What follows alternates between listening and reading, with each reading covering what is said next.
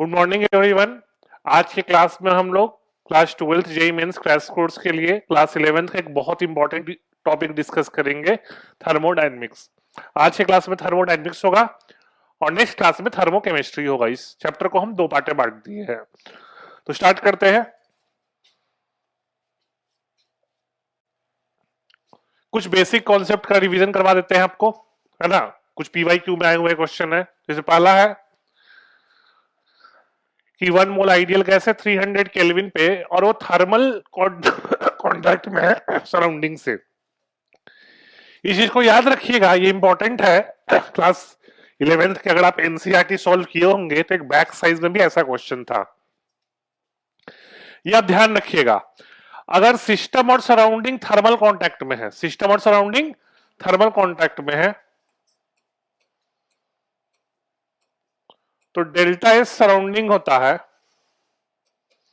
Minus delta S system. इस चीज को ध्यान रखिएगा,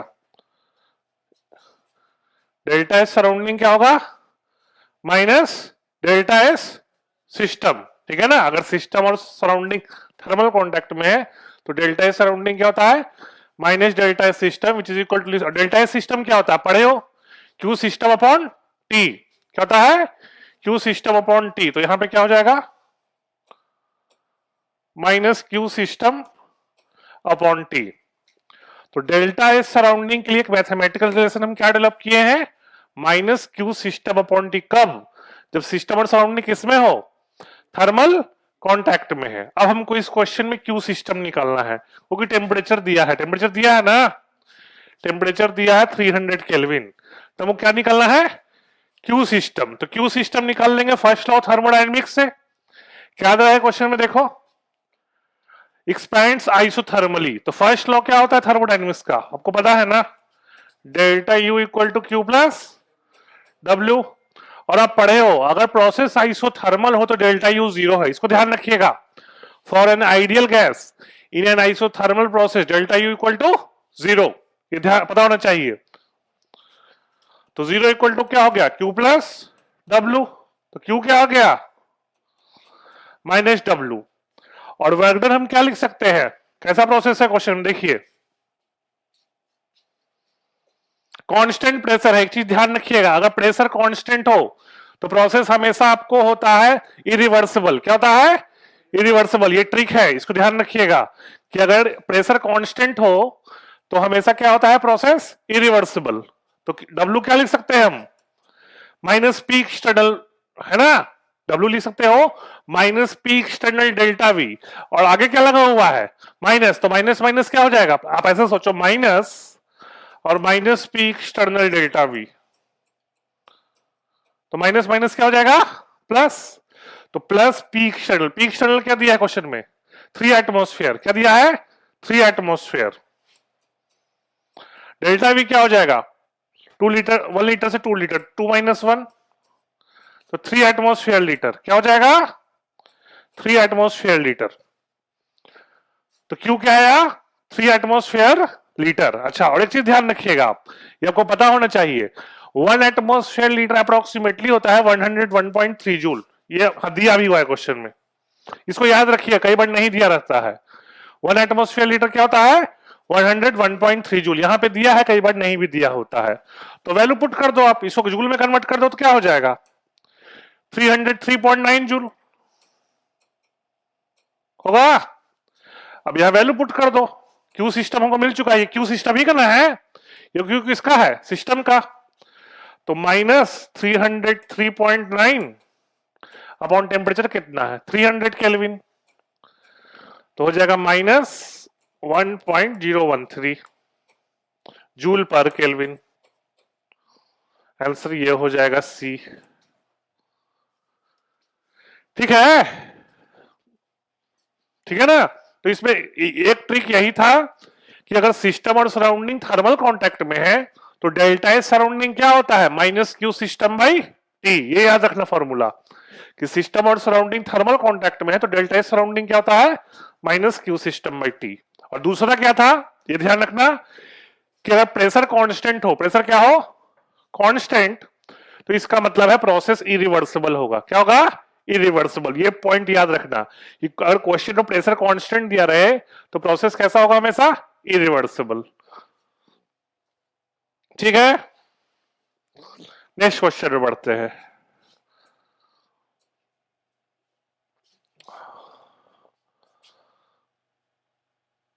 ये देखिए, ये बहुत अच्छा क्वेश्चन है। वैसे फिजिक्स का कॉन्सेप्ट है लेकिन केमिस्ट्री में भी आता है ना, ध्यान रखिएगा। इसका फॉर्मूला इंपॉर्टेंट आपको याद रखना। क्वेश्चन में दिया है कि monoatomic ideal gas undergoes a process in which ratio of P, हाँ क्वेश्चन में दिया है ratio of P upon V is constant, it is equal to 1। किसके इक्वल दिया है, 1। ठीक है, तो एक पढ़ोगे आप या पढ़े होगे polytropic process.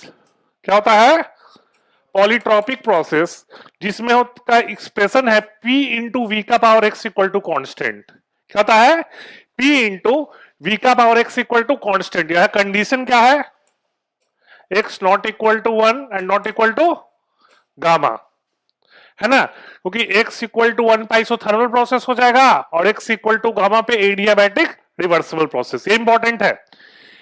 P into V का power gamma equal to constant adiabatic reversible के लिए यूज करते हैं, इरिवर्सिबल के लिए यूज नहीं करते। ये पॉइंट आप नोट कर लीजिएगा। PV gamma equal to constant is used for adiabatic reversible process. It is not used for adiabatic irreversible process. तो अब क्वेश्चन में देखो, यहां से क्या हो जाएगा, P इंटू वी का पावर -1 इक्वल टू 1, जिसको एक कांस्टेंट K मान सकते हैं हम। तो यहां से x क्या आ गया, -1। x क्या आ गया, -1। ठीक है, कोई दिक्कत, बढ़े आगे। चलिए अब देखिए, ये फॉर्मूला नोट कर लो आप लोग। फिजिक्स में तो इसका डेरिवेशन भी पढ़े होंगे, केमिस्ट्री में पढ़ सकते हो, लेकिन आता नहीं है, लेकिन फॉर्मूला पता होना चाहिए। For a polytropic process molar heat capacity C, molar heat capacity C होता है R by gamma -1 minus R by x -1। इस फॉर्मूला को नोट कर लो। C क्या है, molar heat capacity of a polytropic process. ठीक है ना। अब क्वेश्चन में दिया था मोनोएटॉमिक गैस है, तो गामा क्या होता है मोनोएटॉमिक का, गामा पढ़े हो, गामा इक्वल टू फॉर्मूला होता है 1 + 2/f। f है डिग्री ऑफ फ्रीडम, तो मोनोएटॉमिक का f क्या होता है, 3। क्या होता है, 3, तो गामा क्या हो जाएगा, 5/3। और अभी क्या फाइंड किए, x क्या फाइंड किए थे, -1। x क्या फाइंड किए थे, -1, तो वैल्यू पुट कर दो।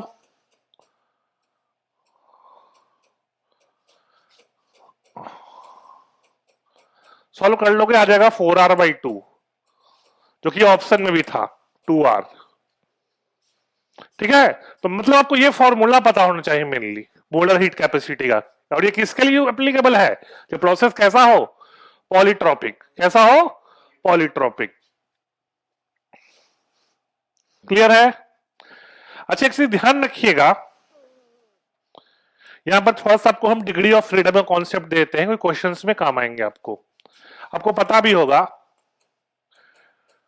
डिग्री ऑफ फ्रीडम, आपको पता होना चाहिए। मोनोएटॉमिक गैस के लिए डिग्री ऑफ फ्रीडम 3 होता है। क्या होता है, 3। ध्यान रखना, मोनोएटॉमिक के लिए डिग्री ऑफ फ्रीडम क्या होता है, 3। इसको ट्रांसलेशन वाला होता है, क्या होता है, ट्रांसलेशनल, है ना। डाई एटॉमिक के लिए डिग्री ऑफ फ्रीडम होता है 5। क्या होता है, 5। 3 ट्रांसलेशनल और 2 रोटेशनल, 2 रोटेशनल, है ना। लेकिन ध्यान रखिएगा, ये होता है लो टेम्परेचर पे। किस पे, अगर क्वेश्चन में दिया रहे हाई टेम्परेचर, क्या दिया रहे, हाई टेम्परेचर, तो डाई एटॉमिक में 2 और ऐड हो जाता है, 2 और ऐड हो जाएगा, और हाई टेम्परेचर पे डाई एटॉमिक में F = 7 होता है, याद रखिएगा। तो डाई एटॉमिक का F = 5 होता है लो टेम्परेचर पे, लेकिन क्वेश्चन में अगर दे दिया हाई टेम्परेचर तो F क्या हो जाएगा, 7। लिख सकते हो, लो टेम्परेचर और हाई टेम्परेचर। ये किसके लिए है, डायटोमिक के लिए। किसके लिए, डायटोमिक के लिए। ठीक है, और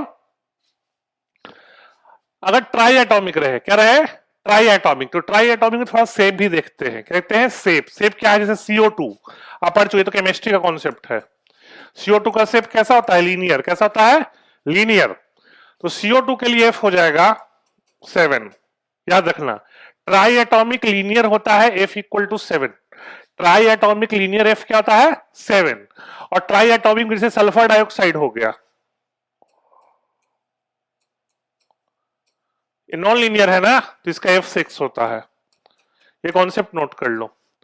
triatomic linear F equal to 7, triatomic non linear F equal to 6।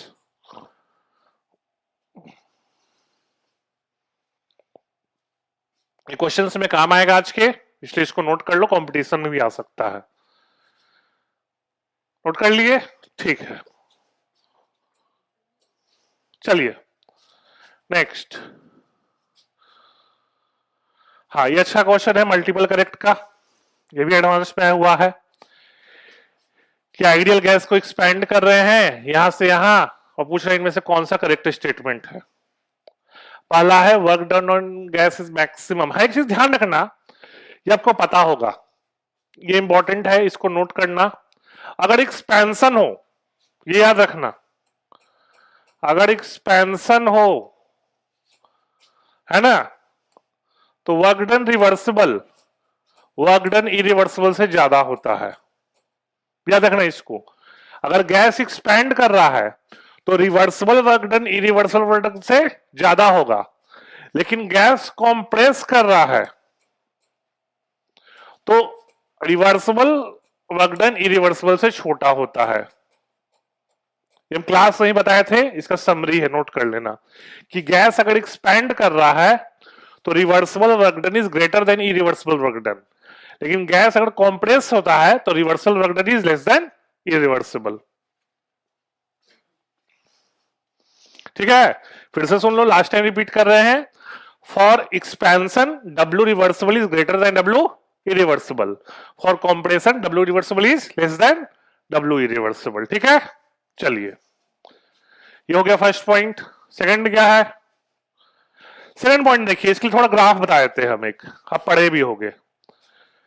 आप अगर रिवर्सिबल प्रोसेस है तो पीवी कर्व पढ़े होंगे 4 प्रोसेस के लिए। अगर आपको याद नहीं है तो हम रिपीट करवा दे रहे हैं, है ना। डिफरेंट प्रोसेस के लिए पहला होता था आइसोबेरिक। क्या था? आइसोबेरिक। दूसरा था आइसोथर्मल। तीसरा था एडियाबैटिक। और ये था आइसोकोरिक। क्या है? आइसोकोरिक।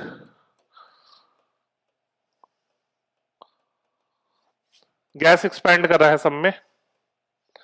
ठीक है, और आप पढ़े भी होंगे, area under PV curve gives magnitude of work done. Area under PV curve gives magnitude of work done. तो सबसे ज्यादा एरिया किसमें होगा? तो सबसे ज्यादा वर्क डन होता है एक्सपेंशन में, रिवर्सल प्रोसेस हो तो आइसोबेरिक में, फिर आइसोथर्मल, फिर एडियाबैटिक। आइसोकोरिक में तो वॉल्यूम कांस्टेंट होता है तो W 0 हो जाएगा। क्या हो जाएगा? 0। तो ध्यान रखना, अगर रिवर्सिबल प्रोसेस है और गैस एक्सपैंड कर रहा है तो W isobaric is greater than W isothermal is greater than W adiabatic. और ये भी एक चीज ध्यान रखना, एग्जाम में आ सकता है, एडियाबैटिक कर्व का स्लोप होता है गामा टाइम्स होता है। क्या होता है? Gamma times slope of isothermal curve. इस पॉइंट को भी नोट कर सकते हो कि अगर पीवी कर्व दिया है, क्या दिया है? पीवी कर्व दिया है, तो जो एडियाबैटिक प्रोसेस का स्लोप है वो क्या होता है? Gamma times slope of isothermal curve. Slope of adiabatic curve is equal to gamma times slope of isothermal curve. Slope of adiabatic curve is equal to gamma times, gamma से multiply कर दोगे, slope of isothermal curve. ठीक है, ठीक है ना। तो question हो गया वाला, सेकंड पार्ट भी हो गया।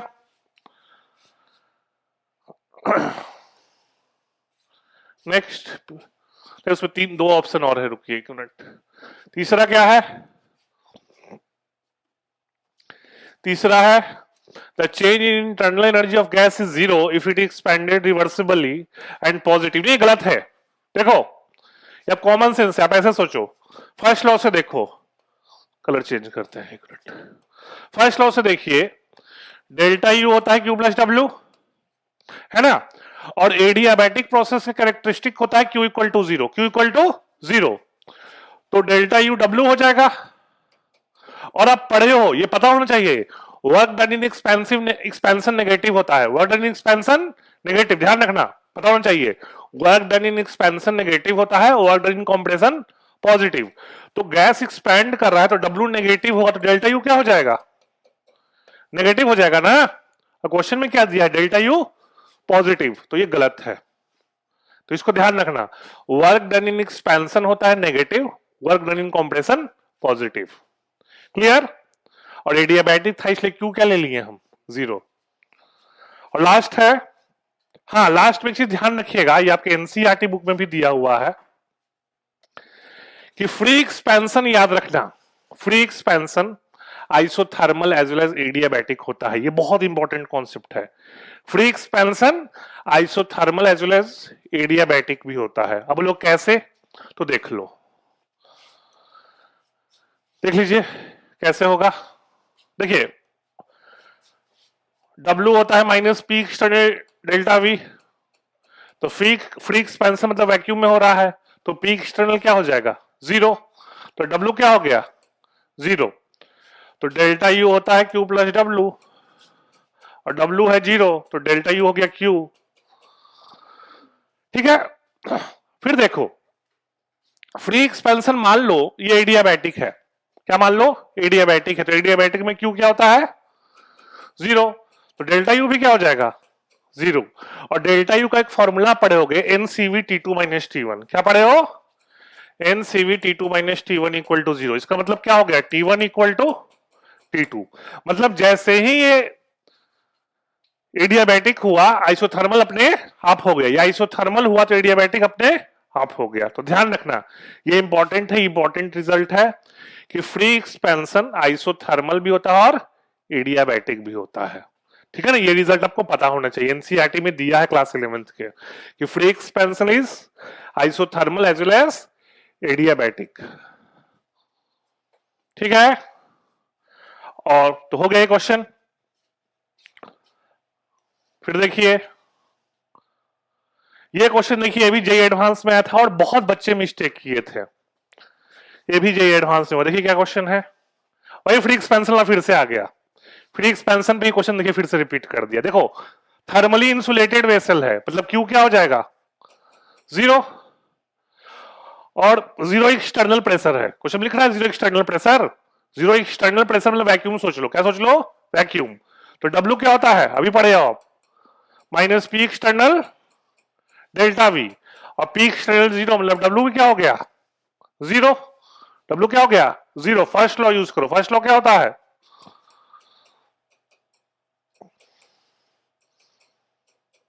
जीरो, और डेल्टा यू जीरो किसमें होता है, आइसोथर्मल प्रोसेस, कैसा होता है, तो देखो क्यू जीरो सही, आइसोथर्मल सही, तो T one equal to T two. हाँ यहां देखो, आज ही आपको हम शुरू में ही बताए हैं कि PV gamma equal to constant हम यूज करते हैं एडियाबैटिक रिवर्सिबल में, किसमें, रिवर्सिबल में। और याद रखना फ्री एक्सपेंशन हमेशा इरिवर्सिबल होता है, फ्री एक्सपेंशन हमेशा, क्योंकि फ्री एक्सपेंशन फास्ट होता है, क्या होता है, फास्ट। और आप पढ़े हो रिवर्सिबल प्रोसेस स्लो होता है, इरिवर्सिबल फास्ट होता है और रिवर्सिबल स्लो होता है। तो ये फास्ट प्रोसेस है तो इरिवर्सिबल होगा, तो इरिवर्सिबल में यूज नहीं करते, ये एक्सप्रेशन इरिवर्सिबल में यूज नहीं होता। अच्छा, और रिवर्सिबल और आइसोथर्मल है, तो आइसोथर्मल प्रोसेस में बॉयल स्लो लगेगा ना, तो बॉयल स्लो क्या होता है, P1 V1 equal to P2 V2। तो ये याद रखना, बहुत बच्चे मिस्टेक किए थे, इसको टिक कर दिए थे, वो गलत है। ये कब यूज करते हैं, जब प्रोसेस कैसा हो, एडियाबैटिक रिवर्सिबल, यहां क्या है, इरिवर्सिबल, क्योंकि वैक्यूम में प्रोसेस हो रहा है, फ्री एक्सपेंशन है, and free expansion is always irreversible, ठीक है। ठीक है, तो फिर कुछ क्वेश्चन प्रैक्टिस कीजिए, फिर हम डिस्कस करेंगे उसको, ठीक है। तो फिर कुछ क्वेश्चन प्रैक्टिस करते हैं हम लोग, बोलिए कौन सा क्वेश्चन, एट्थ, एट्थ देखिए, 8th क्वेश्चन में है, मैच द कॉलम में है कि delta G system T comma P.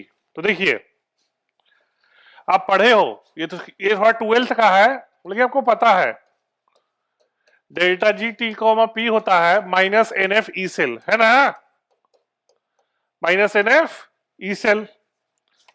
तो ए का आर हो जाएगा, बाकी सारे ऑप्शन रिलेवेंट नहीं है। बी देखो, work done in reversible isothermal, ये तो आपको पता है, फॉर्मूला पता होना चाहिए। डब्ल्यू रिवर्सिबल होता है minus N R T L N V F upon V I. C delta G for reversible isothermal expansion. हाँ देखो, तो डेल्टा जी तो सब वर्क डन होता है ना, पढ़े ना हो। डेल्टा जी क्या रहता है, मैग्नीट्यूड ऑफ वर्क डन, तो ये भी हो सकता है डेल्टा जी। तो आप देख लीजिए, है ना, क्या पूछ रहा है, reversible isothermal expansion of N ideal gas. तो ये देख लो आप, वीएफ बाई वी आई है ना, तो आइसोथर्मल प्रोसेस है, कैसा है, आइसोथर्मल। तो आइसोथर्मल में पढ़े हो ना आप लोग, क्या पढ़े हो कि VF by V I equal to क्या हो जाएगा, P I upon P F होगा। तो वैल्यू पुट कर दो, सेम चीज हो जाएगा, है ना, एक तरह से वही चीज है, दोनों सेम वर्क डन ही वाला है। और चेक कर लेना प्रेशर वाला टर्म हुआ कि नहीं, प्रेशर से चेक कर सकते हो, वीएफ बाई वी आई किस रिप्लेस कर दोगे, पी आई से पी एफ, है ना। और बाकी ऑप्शन भी चेक कर लेना आप लोग। और देखिए डी, डेल्टा एस गैस। तो डेल्टा एस तो आप पढ़े हो, डेल्टा एस इंट्रोपी चेंज होता है ना। तो देखो डेल्टा एस सिस्टम क्या होता है, ये देखिए आप, एक मिनट, डेल्टा एस सिस्टम होता है, आपको एक फॉर्मूला आपको बता रहे हैं जो आप, है ना, कोई भी रिवर्सिबल प्रोसेस में यूज कर सकते हो, ध्यान रखना। डेल्टा एस सिस्टम कोई भी रिवर्सिबल प्रोसेस में यूज कर सकते हो, NCV L N T F by T I plus N R L N V F by V I. ये आइडियल गैस के लिए किसी भी रिवर्सल प्रोसेस में इंट्रोपी चेंज का फॉर्मूला है। अब क्वेश्चन देखिए, आइसोथर्मल है, आइसोथर्मल का मतलब क्या हुआ, टी आई इक्वल टू क्या हो जाएगा, टी एफ। तो देख लीजिए T F upon T I 1 हो जाएगा, और एल एन 1 क्या होता है, 0। तो ये वाला टर्म क्या हो जाएगा, 0। तो सिर्फ क्या बचेगा, N R L N V F by V I हो जाएगा। नेक्स्ट बोलिए, ये 8th क्वेश्चन था, कौन सा, 9th देखो।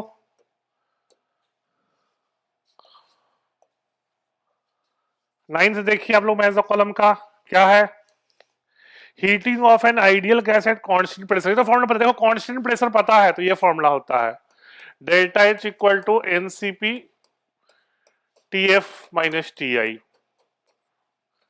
बी क्या है, compression of liquid at constant temperature.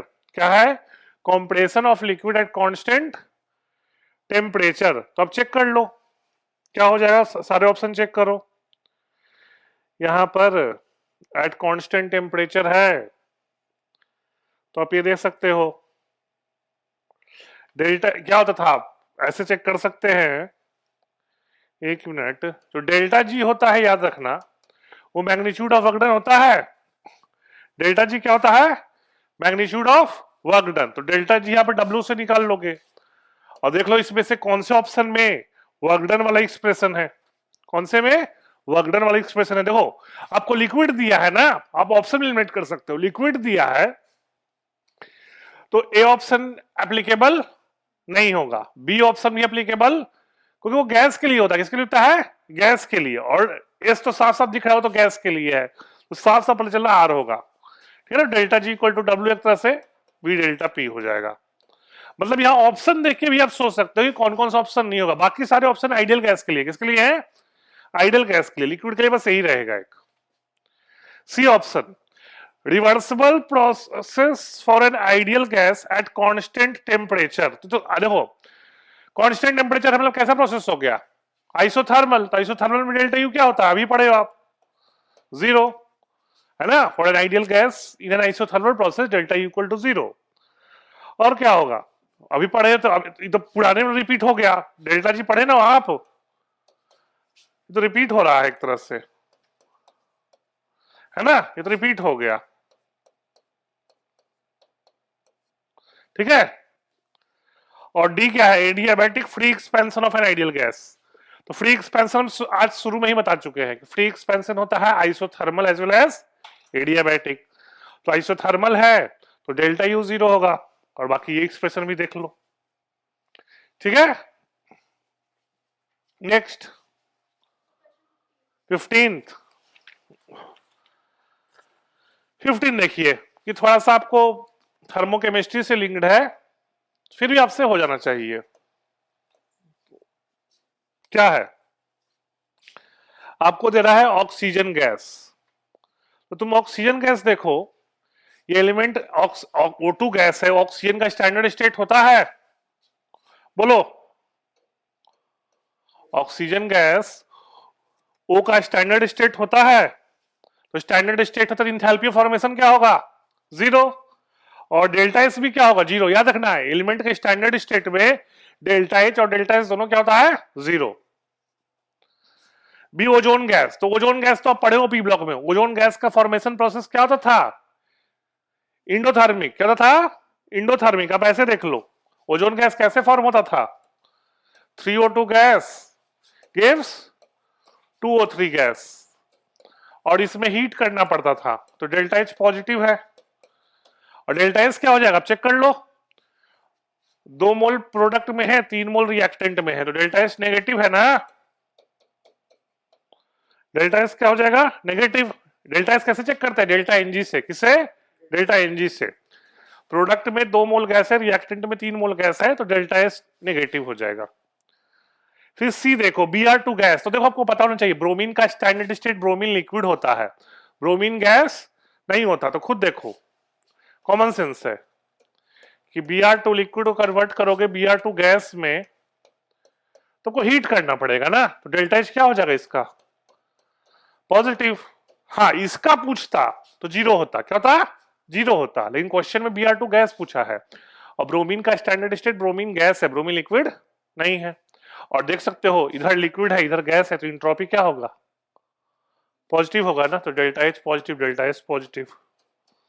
H2O liquid भी उसी तरह से हो जाएगा। H2O लिक्विड तो ऐसे भी सोच लो, H2O कंपाउंड है ना, तो कंपाउंड के लिए जो स्टैंडर्ड ऑफ फॉर्मेशन 0 नहीं होता, वो एलिमेंट के लिए होता है। किसके लिए होता है, एलिमेंट के लिए होता है। तो ऐसे देख लो, अब H2O लिक्विड किससे फॉर्म होता है, हाइड्रोजन गैस और ऑक्सीजन गैस। आप ये देख लो, H2O लिक्विड कैसे फॉर्म होगा, आप पढ़े हो, 2H2 gas plus O2 gas gives 2H2O liquid. ये ना होता है रिएक्शन, यही होता है कि नहीं होता है, यही होता है। तो वाटर का फॉर्मेशन क्या हो गया, एक्सोथर्मिक होता है, पढ़े ना आप, ये हाईली एक्सोथर्मिक रिएक्शन है, और रिएक्टेंट में गैस है और प्रोडक्ट में लिक्विड है, तो इंट्रोपी चेंज क्या हो जाएगा, नेगेटिव हो गया। नेक्स्ट बोलिए, फर्स्ट वाला, इंटीजर का फर्स्ट। चलिए इंटीजर का फर्स्ट देखते हैं। देखिए इसमें बहुत बच्चे मिस्टेक किए होंगे, हम लोग पढ़े हैं कि एडियाबैटिक रिवर्सिबल में पीवी गामा कांस्टेंट होता है ना, ये ना पढ़े हैं। लेकिन उसके आगे लोग सोच ही नहीं पाते कि प्रेशर टेम्परेचर में क्या रिलेशन हो, जो कि क्वेश्चन में दिया हुआ है ना, प्रेशर टेम्परेचर में। तो देखो, आप V को रिप्लेस कर सकते हो आइडियल गैस इक्वेशन से, nRT/P से, बोलो, है ना। अब देखिए इतना तो आपको पता होगा, नंबर ऑफ मोल्स कांस्टेंट होगा, R कांस्टेंट होगा, तो बस वेरिएबल क्या होगा, टेम्परेचर और प्रेशर। तो nR वाला टर्म इधर के कांस्टेंट हो जाएगा, तो क्या हुआ, P का पावर 1 माइनस गामा और T का power gamma equal to constant. ये नया रिलेशन आ गया, बोलिए, इंटीजर के फर्स्ट में नया रिलेशन है। तो अब तो वैल्यू पुट कर दो, हो जाएगा आपसे, तो वैल्यू पुट करो आप, तो वैल्यू पुट करोगे तो पुट कीजिए आप, क्या दिया है क्वेश्चन में, 300 केल्विन और 200 एटमॉस्फेयर, तो वैल्यू पुट कीजिए, 200 एटमॉस्फेयर और 300 kelvin which is equal to, और फिर क्या है आपको 90 केल्विन 90 के प्रेशर प्रेशर P है 1 माइनस गामा, हाँ 10, सो 10 होगा, 10 का पावर 1 माइनस गामा और 90 का पावर गामा होगा। अब इसको सॉल्व कर लो, कैसे होगा ऐसे देख लो, आप एक साइड लेके आ जाओ तो हो जाएगा 20 का power 1 minus gamma equal to क्या हो जाएगा 3 का पावर गामा, नहीं ना होगा, नहीं, अगर एक साइड लेके आ जाएगा 20 का पावर ऐसे लेके आ जाइए एक साइड तो 200/10, हाँ तो क्या हो जाएगा 20 का power 1 minus gamma equal to इधर से क्या आ जाएगा, इस साइड लेके आओगे तो फिर इसको 90/300, 3/10, 3/10 का पावर गामा होगा। तो यहां से वैल्यू देखो, ये लॉग सॉल्व करना पड़ेगा यहाँ पर, ठीक है, यहाँ लॉग सॉल्व करना पड़ेगा, आप सॉल्व कर लीजिएगा तो गामा अप्रोक्सीमेटली 5/3 के आसपास आ जाएगा, थोड़ा यहाँ लॉग सॉल्व करना पड़ेगा। फिफ्थ क्वेश्चन देखिए, फिफ्थ क्वेश्चन में है आपको दे रहा है कि कार्नोट साइकिल के बारे में बात कर रहा है। तो देखो कार्नोट साइकिल में सबसे बड़ा बात है क्या कि कार्नोट साइकिल में सारे स्टेप क्या होते हैं, रिवर्सिबल, क्या होते हैं, रिवर्सिबल। और ये देख लो कार्नोट साइकिल 4 स्टेप में होता है, कार्नोट साइकिल 4 स्टेप में होता है ना। पहला है आइसोथर्मल रिवर्सिबल एक्सपेंशन, फिर है एडियाबैटिक रिवर्सिबल एक्सपेंशन, फिर आइसोथर्मल रिवर्सिबल कंप्रेशन और लास्ट में एडियाबैटिक रिवर्सिबल, है ना, एडियाबैटिक रिवर्सिबल आपको कंप्रेशन। तो ये देखिए यहां पर आप, अब क्वेश्चन में दिया है कि नॉन लीनियर ट्राइएटॉमिक गैस है, क्या है, नॉन लीनियर ट्राइएटॉमिक गैस। तो एक चीज ध्यान रखिए, आपको आज क्लास में शुरू में ही बताए हैं, नॉन लीनियर ट्राइएटॉमिक गैस में F इक्वल टू होता है 6, क्या होता है 6, तो गामा क्या हो जाएगा, गामा क्या हो जाएगा 1 + 2/f which is equal to 4/3, क्या हो जाएगा 4/3। अच्छा, और आपको यह भी पता है कि एडियाबैटिक एक्सपेंशन में आपको वॉल्यूम का दिया हुआ है कि इनिशियली 2 लीटर है, बाद में 16 लीटर है, तो हम टेम्परेचर का भी ले सकते हैं, हम टेम्परेचर का ले सकते हैं, टेम्परेचर का भी ले लो। आपको पता है T × V का पावर Γ-1 कांस्टेंट होता है, ध्यान रखना, एडियाबैटिक रिवर्सिबल प्रोसेस में T × V का पावर Γ-1 क्या होता है, कांस्टेंट। तो हम क्या करेंगे, अब देख लो वैल्यू, आपको V क्या दिया है 2 लीटर से 6 लीटर, तो ऐसा देखो T1 × V1 क्या है 2, 2 का पावर Γ-1, गामा क्या था 4/3, तो 1/3 equal to T2 into volume क्या है 16 लीटर, 16 का पावर 1/3, तो क्या हो जाएगा आप देख लो, यहां से होगा सॉल्व कर लो, T1/T2 इक्वल टू आ जाएगा 16/2 का power 1/3 which is equal to 2, which is equal to 2। तो यहां से T1/T2 2 आया ना, तो T2/T1 क्या आ जाएगा, क्या आ जाएगा, हाफ आ जाएगा, क्या आ जाएगा हाफ। और आप पढ़े हो कार्नोट साइकिल में, कार्नोट साइकिल में इफिशियंसी होता है W/Q which is also equal to 1 minus T2/T1। वो डिपेंड करता है आप पे, आप क्या T1 ले रहे हो क्या T2 ले रहे हो, ठीक है ना, कोई फिक्स नहीं है, आप वो आप पे डिपेंड करता है। तो T2/T1 हाफ है, तो इफिशियंसी क्या हो जाएगा हाफ, और इफिशियंसी होता है W/Q। क्वेश्चन में Q कितना दिया है 8 किलो कैलोरी, तो 8 किलो कैलोरी दिया है तो आप वैल्यू पुट कर दो, W/8 हाफ हो गया, तो W क्या हो जाएगा 4, ठीक है।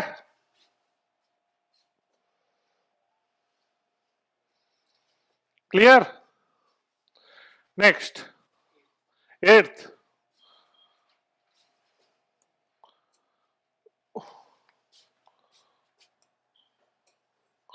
देखिए, हाँ 8th देखिए, थोड़ा बड़ा क्वेश्चन है, थोड़ा सा बड़ा है, थर्मोकेमिस्ट्री का है, चलिए कोई बात नहीं। आपको दिया है C2H2 gas plus H2 gas C2H4 gas का डेल्टा H0 दिया है, तो पहले ये देख लो, C2H2 gas plus H2 gas gives C2H4 gas, इसका डेल्टा H दिया है -175,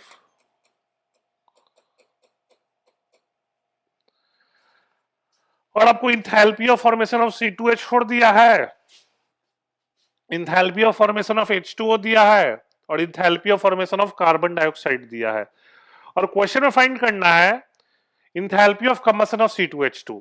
क्या फाइंड करना है? Enthalpy of. तो एक चीज आप पढ़े होगे इक्वेशन में कि अगर डेल्टा H दिया है तो इंथैल्पी ऑफ कंबशन के टर्म्स में होता है enthalpy of combustion of reactant minus enthalpy of combustion of product. तो आपको H2O का इंथैल्पी ऑफ फॉर्मेशन दिया है, तो आप इक्वेशन लिखोगे तो आपको पता चलेगा, आप इक्वेशन लिखो तो आपको पता चलेगा कि जो H2O का फॉर्मेशन है वो हाइड्रोजन गैस का इंथैल्पी ऑफ कंबशन भी है ना? सेम ही ना है, इक्वेशन सेम ही ना है। तो H2O का जो इंथैल्पी ऑफ कंबशन है वही हाइड्रोजन गैस का इंथैल्पी ऑफ कंबशन भी है। तो इसका डेटा आपको -280 दिया। क्या दिया है? -280। तो आपको हाइड्रोजन गैस का मिल गया इंथैल्पी ऑफ कंबशन, और आपको C2H4 का चाहिए। क्या चाहिए? C2H4 का। अगर आप हाइड्रोजन का मिल गया, C2H4 का निकाल लोगे तो C2H2 को आराम से निकाल लोगे। निकाल लोगे तो देख लो फिर C2H4 कैसे निकालेंगे। तो C2H4 का इंथैल्पी ऑफ कंबशन निकालो। इक्वेशन पता है आपको? नहीं ना होता equation? 2CO2 gas plus 2H2O liquid, यही होगा? यही नहीं इक्वेशन है? C2H4 की इंथैल्पी ऑफ कंबशन का ही इक्वेशन है। तो इसका डेल्टा H निकालना है। तो क्या क्या दिया आपको? C2, अच्छा आपको देखो C2H4 का इंथैल्पी ऑफ फॉर्मेशन दिया है, H2 का इंथैल्पी ऑफ फॉर्मेशन दिया है, और CO2 का दिया है। तो इस रिएक्शन का delta H enthalpy of formation के टर्म्स में निकाल सकते हैं। और जो इस रिएक्शन का डेल्टा H वो क्या होगा? C2H4 का इंथैल्पी ऑफ कंबशन। क्या होगा? ये जो रिएक्शन किसको रिप्रेजेंट कर रहा है? C2H4 के कंबशन को ना, C2H4 के कंबशन को। तो अगर इसका डेल्टा H निकाल देंगे तो हमको इंथैल्पी ऑफ कंबशन मिल जाएगा। तो देख लो, तो डेल्टा H हो जाएगा इस रिएक्शन का, फॉर्मेशन दिया है तो प्रोडक्ट माइनस रिएक्टेंट। तो कार्बन डाइऑक्साइड क्या दिया? -390। वाटर कितना दिया? -280। x + 5/4। इक्वेशन सही है ना? बैलेंस है ना इक्वेशन? देख लो तो एक बार। 3 2 6। हाँ बैलेंस है। 2 इंटू -280, और C2H4 क्या दिया इंथैल्पी ऑफ फॉर्मेशन? 50। क्या दिया है? 50। ऑक्सीजन का 0 होगा, पता है ना आपको? ऑक्सीजन तो एलिमेंट है स्टैंडर्ड स्टेट में, तो उसका इंथैल्पी ऑफ फॉर्मेशन क्या हो जाएगा? 0। तो सॉल्व करो इसको, क्या आ जाएगा? -780 -560 -50 क्या हो जाएगा? -780 -560 और -50। सॉल्व कर तो कोई। 0 8 6 14 5 19 -1390। तो डेल्टा एच आ गया -1390। तो हमने C2H4 का इंथैल्पी ऑफ कंबशन निकाल लिया। हमने C2H4 का इंथैल्पी ऑफ कंबशन निकाल लिया। अब हम इस इक्वेशन पे वापस जाते हैं। हमको C2H4 का मिल गया, हाइड्रोजन का मिल गया, तो C2H2 को निकाल लोगे। तो C2H2 का हम मान लेते हैं, कलर थोड़ा चेंज कर रहे हैं अब। C2H2 का हम X मान लेते हैं। क्या मान लेते हैं? X। तो आपको इंथैल्पी ऑफ कंबशन के टर्म्स में डेल्टा H होता है enthalpy of combustion of reactant minus enthalpy of combustion of product. तो C2H2 का X मान लेते हैं। और हाइड्रोजन कितना दिया इंथैल्पी ऑफ कंबशन? -280। और C2H4 कितना निकालें? -1390। तो इक्वल टू क्या हो जाएगा? -175 होगा। तो यहां से X क्या होगा? X सॉल्व करो। X है आपको C2H2 का इंथैल्पी ऑफ कंबशन, क्या हो जाएगा? ये माइनस माइनस प्लस हो जाएगा। X क्या आया? सॉल्व कीजिए। -280 प्लस 390 आपको हो जाएगा -175 प्लस 280 -1390। सॉल्व कीजिए। क्या रहा है? -1285, ये ना है। और क्वेश्चन में पूछ रहा है enthalpy of combustion upon 257, mod पूछ रहा है इंथैल्पी ऑफ कंबशन अपॉन 257। तो कर लो। अगर 1285 को 257 से डिवाइड करो तो क्या आ जाएगा? 5 आ जाएगा। आंसर 5 है। ठीक है, थोड़ा कैलकुलेटिव क्वेश्चन था, तो इस तरह क्वेश्चन लिखना आ सकता है। आप घबराइएगा मत इस तरह क्वेश्चन देखिए, क्योंकि आपको पता है यहाँ हम लोग फिजिकल कर रहे हैं केवल, लेकिन जेईई मेंस के एक्चुअल पेपर में आपको इनऑर्गेनिक ऑर्गेनिक भी रहेगा, तो वहां टाइम आपका बच जाएगा। तो एक दो क्वेश्चन में इस तरह कैलकुलेशन हो सकता है। ठीक है, समझ में आया? तो मेनली था कि पहले आपको डेटा से इंथैल्पी ऑफ कंबशन निकालना था C2H4 का, और C2H4 का इंथैल्पी ऑफ कंबशन निकल गया तो उसे फिर C2H2 का इंथैल्पी ऑफ कंबशन निकालनी है। रेट सब क्लियर होगा आपको? नेक्स्ट बताइए। ट्वेल्थ, हाँ ट्वेल्थ इजी है। देखिए क्या है ट्वेल्थ। ट्वेल्थ क्या है कि अमोनियम नाइट्रेट को हम बॉम्ब कैलोरीमीटर में डिकम्पोज कर रहे हैं, है ना, और during this process bomb calorimeter का टेम्परेचर बढ़ गया 4 डिग्री सेल्सियस से, और उसका हीट कैपेसिटी है। तो देखो जो भी मतलब हीट यूज हुआ ना, समझ गए ना आपको, अमोनियम नाइट्रेट के डिकम्पोजिशन में जो भी हीट हुआ यूज, वो बॉम्ब कैलोरीमीटर से मिला। किससे मिला? बॉम्ब कैलोरीमीटर से मिला। तो तुमको खुद देख लो, क्वेश्चन में दिया है x ग्राम अमोनियम नाइट्रेट, x ग्राम अमोनियम नाइट्रेट दिया, इसका मोल्स निकाल लो। अमोनियम नाइट्रेट का मोलर मास 80 होता है। क्या होता है? 80। तो मोल्स क्या हो जाएगा इसका? x अपॉन 80 होता है। और क्वेश्चन में ये भी दिया है अमोनियम नाइट्रेट का molar heat of decomposition 400 kilo joule. कितना दिया है? एक मोल का 400 किलो जूल। तो x बाई 80 कितना हो जाएगा? x by 80 into 400, which is also equal to bomb calorimeter से जो एनर्जी मिला, बॉम्ब कैलोरीमीटर से एनर्जी से नहीं डिकम्पोज हुआ है, तो वो कितना मिला? 1.25 इंटू 4, है ना। बॉम्ब कैलोरीमीटर की एनर्जी कैसे निकालते हैं? जेड इंटू डेल्टा टी ना, delta T increase in temperature, और जेड है बॉम्ब कैलोरीमीटर का हीट कैपेसिटी। हीट कैपेसिटी तो हो गया, सॉल्व कर लो।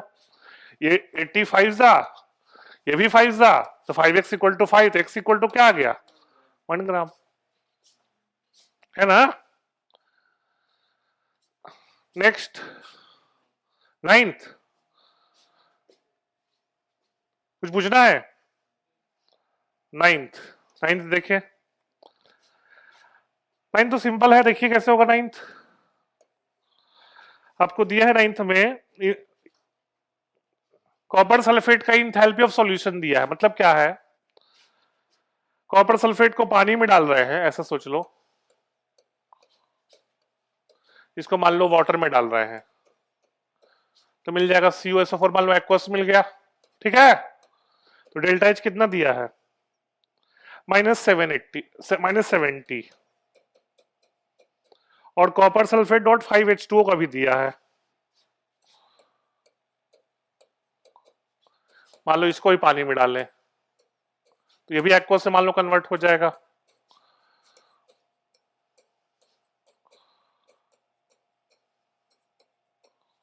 और ये क्या दिया है? 10।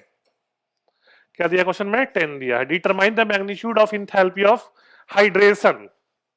आपको दिया है CuSO4 प्लस 5H2O का, है ना। आपको पूछ रहा है CuSO4 प्लस 5H2, तो आपको उल्टा कर दो, इस रिएक्शन को उल्टा कर सकते हो, तो आ जाएगा वही वाला, है ना। 5H2O तो आ ही जाएगा, तो -80 आ जाएगा पूरे का, है ना।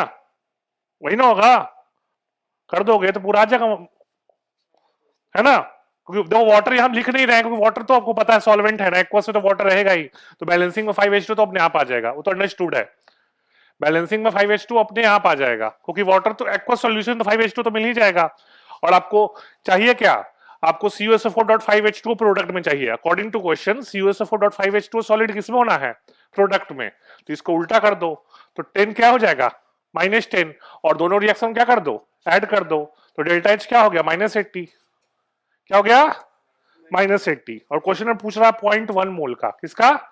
तो किससे मल्टीप्लाई कर दोगे? मैग्नीट्यूड ही पूछ रहा होगा, ठीक है ना, मैग्नीट्यूड लिखा है ना। ठीक, नेक्स्ट हो गया। आप लोग में से कोई इंटीजर में कोई दिक्कत? 15 देखिए, 15 देखिए,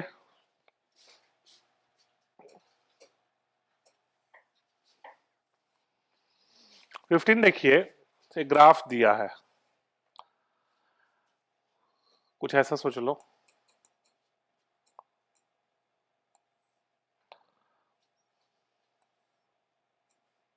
ठीक है, ये ए है, ये बी है और ये सी है, पीवी कर्व है। तो क्वेश्चन में पूछ रहा है कि बी और सी में टेम्परेचर इक्वल है, जो टेम्परेचर सी पे है वही टेम्परेचर बी पे है।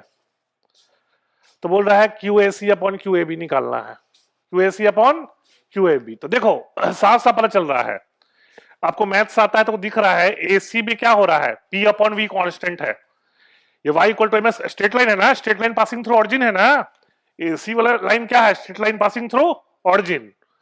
तो क्या हो गया, P इक्वल टू कैसे, तो केवी हो जाएगा। अगर हम maths y equal to M X से सोचे तो P इक्वल टू केवी हो जाएगा, बोलो। तो P इक्वल टू केवी का मतलब क्या है, P अपॉन वी कांस्टेंट आ गया, ये पॉलीट्रॉपिक प्रोसेस हो गया। कैसा प्रोसेस हो गया, पॉलीट्रॉपिक, जिसमें आपको आज क्लास के स्टार्टिंग में ही बताए थे कि C इक्वल टू कौन सा गैस है, ये मोनो एटॉमिक है, तो गामा 5/3 हो जाएगा।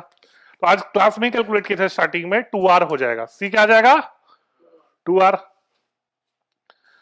तो QAC क्या हो जाएगा, देख लो आप, QAC हो जाएगा, Q होता है NC डेल्टा T, क्या होता है NC डेल्टा T, C क्या है 2R, तो N into 2R into delta T।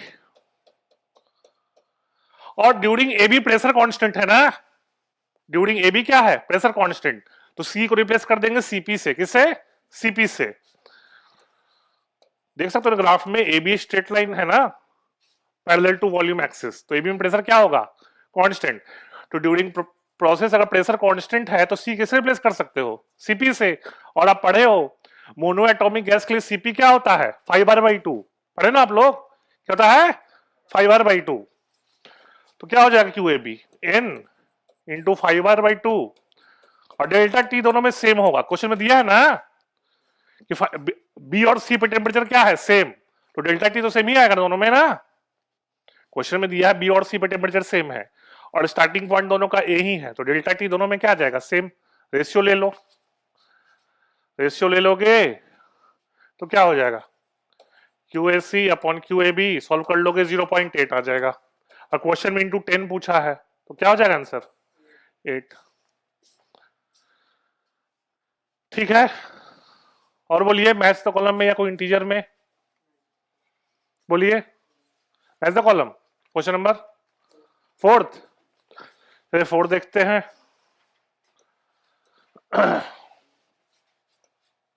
Match the column का 4th है ये।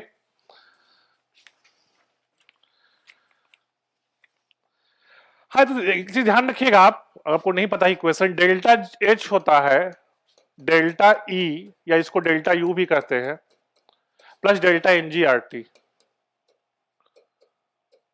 और डेल्टा Ng देखते हैं प्रोडक्ट में moles of gas minus reactant में मोल ऑफ गैस, तो रिएक्शन सारे दिए हो जाएंगे है ना।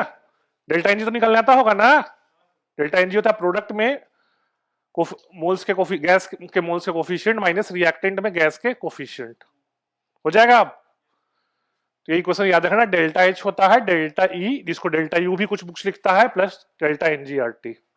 नेक्स्ट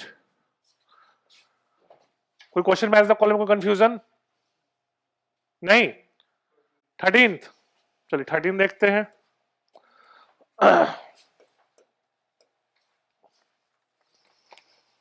13 देखें, हाँ 13 देख लो, ये सिंपल है, तो थर्मोडायनेमिक्स का सिंपल डिफिनेशन से है, देख लीजिए, आपको ये इक्वेशन पता होना चाहिए। du होता है NCV/dt, du होता है NCV/dt, तो du/dt अगर वॉल्यूम कांस्टेंट है तो CV हो जाएगा, CV का मतलब ही क्या है वॉल्यूम कांस्टेंट, तो du/dt क्या हो जाएगा CV हो जाएगा, ठीक है। फिर देख लो B भी उसी तरह से है, याद रखना DH होता है NCP/dt, क्या होता है NCP/dt, तो यहां आपको प्रेशर कांस्टेंट है तो CP हो जाएगा। C देख लो, C आपको पढ़े होगे, C याद रखना, C का फॉर्मूला बताए हैं, dg होता है माइनस TdS, बताए हैं, डीएस यूनिवर्स का होता है, लेकिन डीजी होता है माइनस टी डीएस। हो जाएगा उसी तरह से चेंज से हो जाएगा। यहाँ पे माइनस एच डी टी भी कर सकते हो, यहाँ टेम्परेचर चेंज कर रहा है तो डीजी आप माइनस एच डी टी भी कर सकते हो, वो तो देख लोगे क्या डायमेंशनल यूज टाइप का है। और डी तो पता ही आपको डेल्टा जी वर्क डन होता है, डेल्टा जी तो पता है, पढ़े हो आप लोग, मैग्नीट्यूड ऑफ वर्क डन से कर सकते हो, तो delta G P delta we से कर सकते हो ना, खत्म हो गया। मतलब डायमेंशन से या बेसिक कॉन्सेप्ट से आप सोच सकते हो, ठीक है। तो आज की क्लास में इतना ही, ठीक है। नेक्स्ट क्लास में हम लोग थर्मो केमिस्ट्री के कुछ क्वेश्चन प्रैक्टिस करेंगे, तो उसको अच्छे से देख के आइएगा।